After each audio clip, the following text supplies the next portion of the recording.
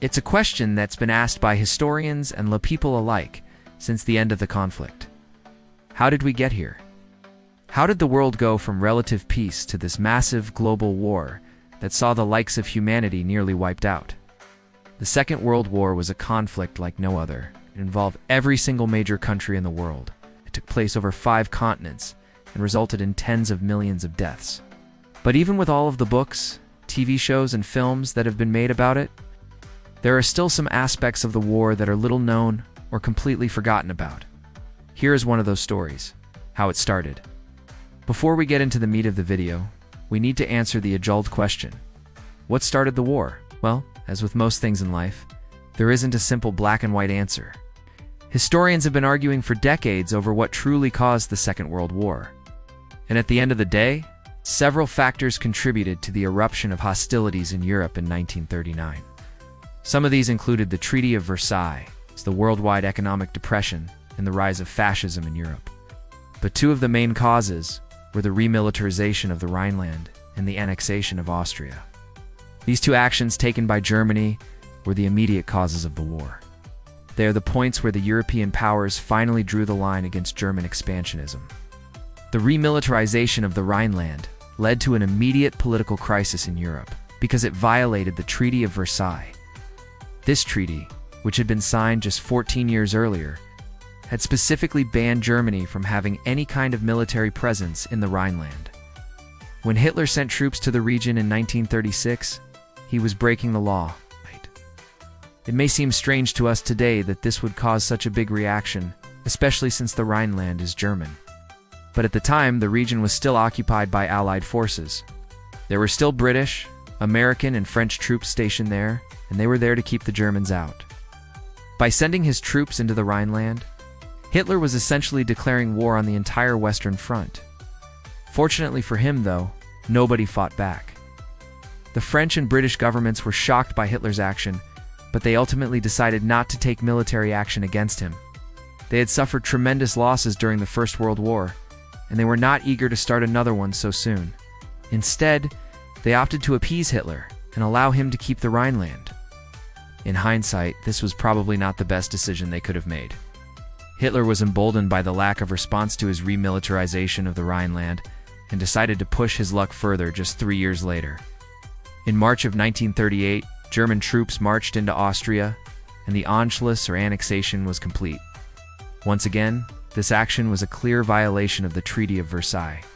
But once again, no one did anything about it. France and Britain were still suffering from the economic depression of the early 1930s, and they simply couldn't afford another war.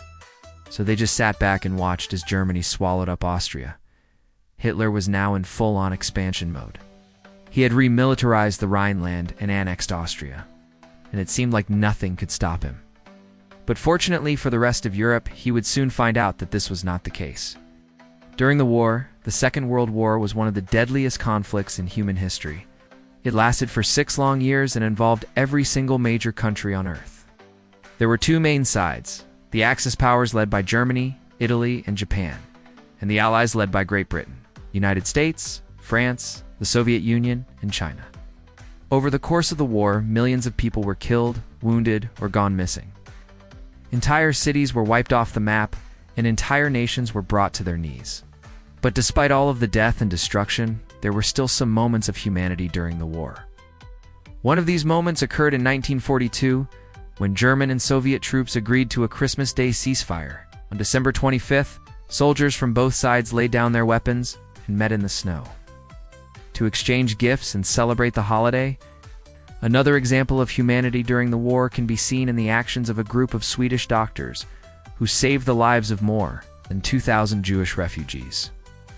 In 1943, a group of Swedish doctors sailed to the Danish island of Bornholm and rescued more than 2,000 Jewish refugees from Nazi persecution. The doctors brought the refugees back to Sweden, where they were able to live out the rest of the war in relative safety. These are just 2 examples of the humanity that existed during the war. There were many others. And it's important to remember that even in the darkest of times, there is always hope. How it ended. The Second World War was one of the most comprehensive wars ever fought. It involved the vast majority of the world's countries and resulted in the deaths of tens of millions of people. But like all wars, it eventually came to an end. The war in Europe officially ended on May 8, 1945, when Germany signed the document of unconditional surrender. This effectively brought an end to the fighting between Germany and the Allies in Europe. However, the war did not end everywhere at the same time. For example, fighting continued in the Pacific until August 1945, when the United States dropped atomic bombs on Hiroshima and Nagasaki. These two events effectively ended the war in the Pacific and also in Japan. Although the fighting had ended, the Second World War would continue in other ways for several more years. For example, the Nuremberg trials, which were held between 1945 and 1949, were a series of military tribunals that held Nazi leaders accountable for their crimes during the war. Similarly, the Tokyo trials were held between 1946 and 1948 to try Japanese leaders for their crimes during the war. These trials were an important step in the process of bringing the world together after the war. They helped to ensure that the atrocities of the past would never repeat themselves. But perhaps even more important than the legal proceedings that followed the war was the way that people around the world chose to remember it. In the aftermath of the war, there was a lot of talk about never forgetting the lessons of the Holocaust. And this sentiment was echoed around the world as people came to terms with the horrors of the war.